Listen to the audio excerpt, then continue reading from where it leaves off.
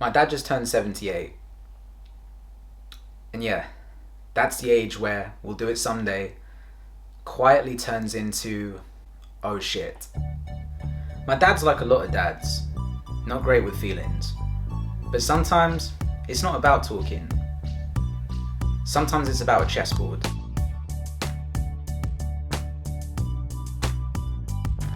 This isn't a sad video. It is uncomfortable. It's that weird moment when your dad gets old and you realize you're kind of still a kid.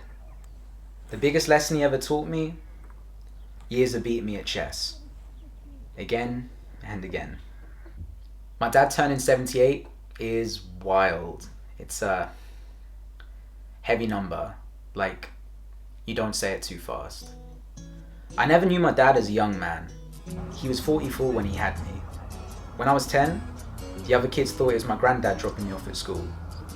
All silver-haired, blasting Peace Train on his tape deck. The dude was goofy, young at heart.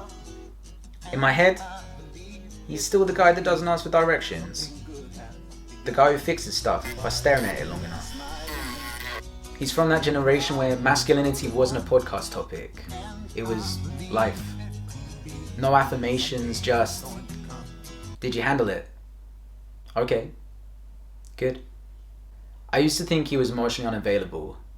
Now I know he was emotionally economical. No wasted words. He didn't talk about feelings, he talked about responsibility. And the place I learned that best? A chessboard. I remember being a kid. Small hands, zero patience. He set up the board, pointed at the pieces and said, take your time. I didn't listen. I rushed moves, slammed pieces down, felt smart for a second, then boom, my queen was gone. He never celebrated, never rubbed it in, just nodded. Keep playing. I used to think chess was boring. Now I realise it's one of the most important lessons I ever got. Chess isn't about winning fast. It's patience, control, thinking ahead. He never explained it, he just let me lose. Over and over. That's kind of how he parented. Here's the thing nobody prepares you for. One day, your dad stops being this immortal figure, and suddenly he's a man with an expiration date. And if you're not careful, you waste the best years pretending there's more time.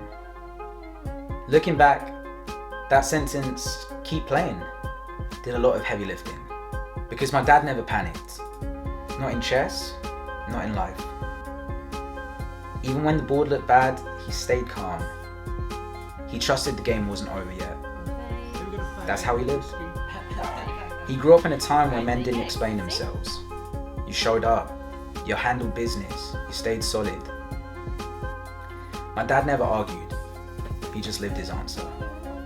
Chess taught me that healthy masculinity isn't loud, it's composed. It's knowing when not to move.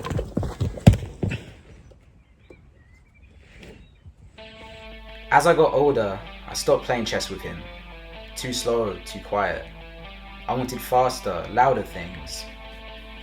That's also when I stopped paying attention. Not because I didn't love him, but because I assumed he'd always be there. That's how distance happens between fathers and sons. Not with fights, with time. With distractions, with later. My dad has had his fair share of losses. He doesn't talk about it much, but you can feel it. In the pauses, in the silence. Loss didn't harden him, it steadied him. For a long time I misunderstood that. I thought strength was saying everything out loud. Now I know strength has different languages.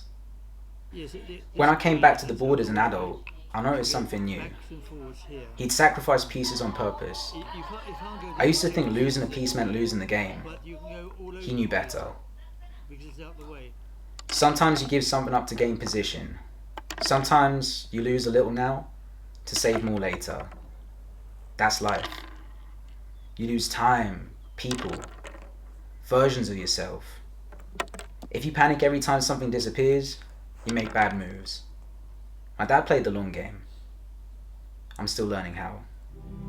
A lot of us are trying to be better men without a clear model. Or we had one and realized too late. We live in a world that rewards speed and noise. Chess rewards patience. Life does too. So how do you stay calm when you don't have it figured out? How do you keep playing when the board looks bad? So no, this isn't me saying call your dad before it's too late. That's too easy. My dad didn't teach me chess so I could beat him one day. He taught me how to stay calm when I'm losing. Life doesn't warn you before it starts taking pieces off the board. A year here, a missed call there. We'll do it soon, that never comes. Then one day, your dad is 78, sitting across from you. Same pieces, same table. Oh, really? Yeah, fewer moves left. A few weeks ago, we played chess again. I mean, Halfway through the game, I messed up. it's got it in there. I'm afraid it went sometime ago. But I didn't lose the way I thought I would.